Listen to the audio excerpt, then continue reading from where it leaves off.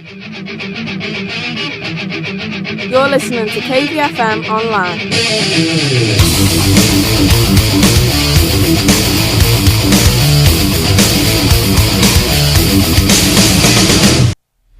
Good afternoon, ladies and gentlemen. Welcome to the Big Lunch with me, Robert J. And me, Tony Stones. On today's show, we've got It Works For Us, a darkly comic play by Dick Curran, directed by Brad Rowbotham, and produced by Rosalie Mieville. That's on Saturday the 16th of April, 5:30 to 7, Monday the 18th, 7pm to 8:30pm, Thursday the 21st, 8:30 to 9:30, and Saturday the 23rd of April, 4pm to 5:30pm. also related to Brad the interview from Works For Us later on in the show.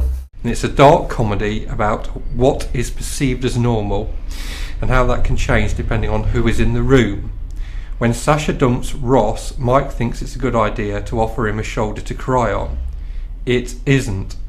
I went along to the week and interviewed people from It Works For Us. Talked to Brad Rowbotham, Rosalie Mieville and Dick Curran. So now we're going to listen to the interview that I've done. Okay.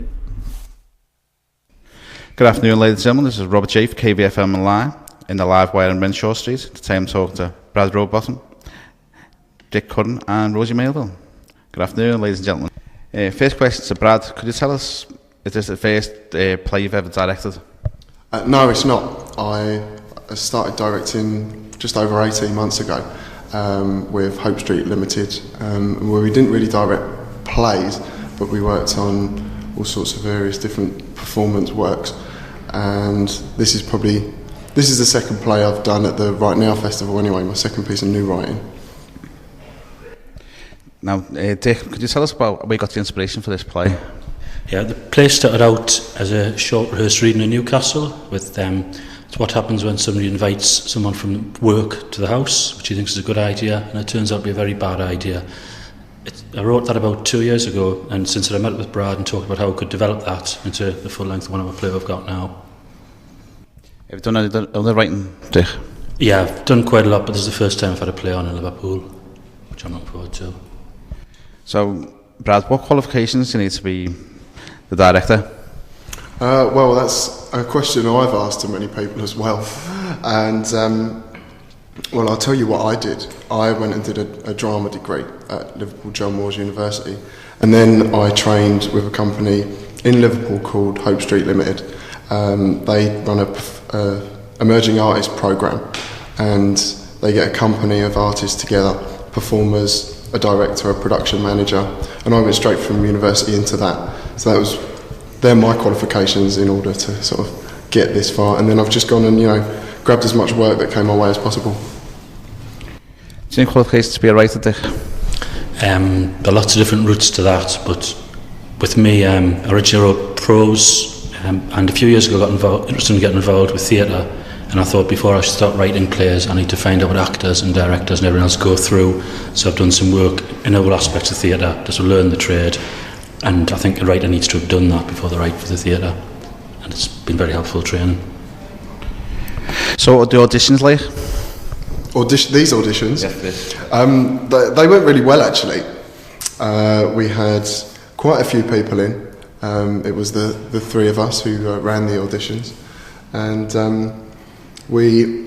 myself and Dick were very adamant that we wanted to get the right people in, and so we went about it very early on. We started thinking about castings a long time ago, and then started casting this in January, obviously for an April performance date. That's pretty early, but we met a lot of very interesting people, and we narrowed it down. We had about 4 days worth of castings until we actually found the right performers. I'm just asking you one question. Is this going to get performed anywhere else in the country or just in Liverpool?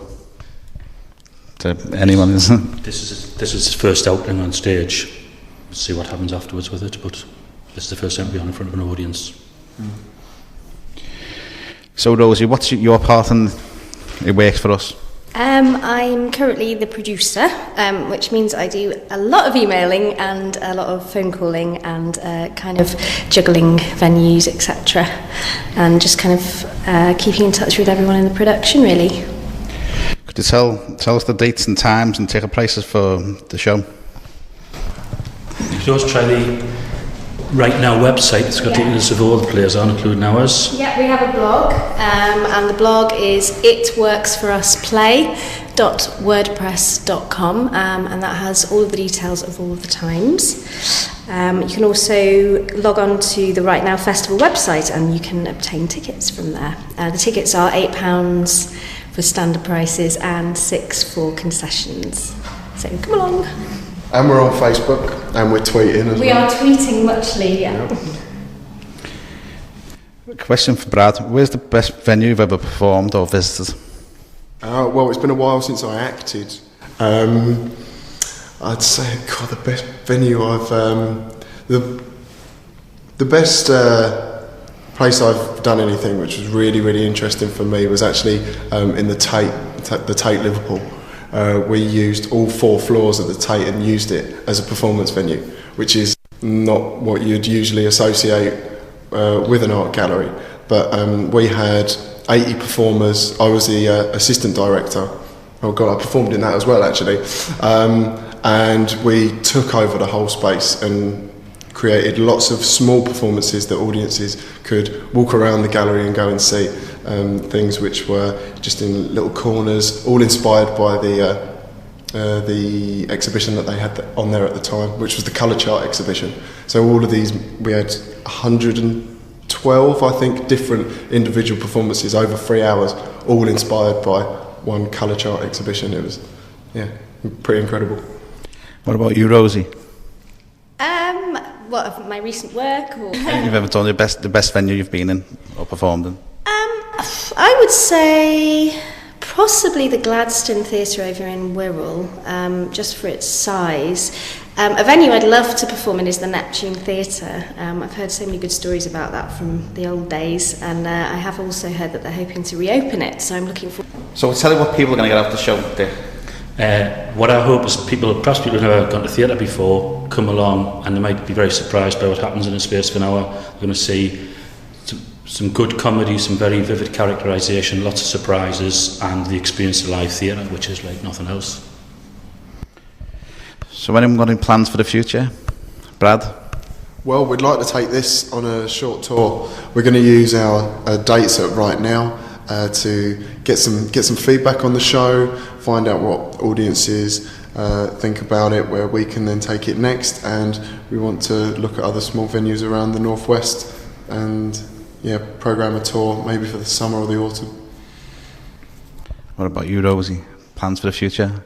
Well, I'm just hoping that perhaps if we manage to tour this further, we can get it to bigger and better venues. I'm also hoping to have full houses. So, as I said, make sure that you log on to our blog. You'll be able to see all the latest photos and little snippets about how our rehearsals are going.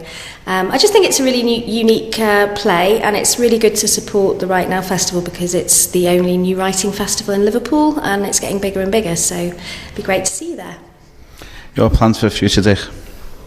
As well as totally agreeing with them about that, my play Islanders, it was on the 24/7 Festival in Manchester last year and picked up the Best Fringe Production Award, is touring at the minute, and I'm really looking forward to that as well. One thing about these festivals is a great starting point to get a play on in front of an audience and then see where you can take it after that, which is what happened with Islanders last year and I hope happens with Works for Us this year.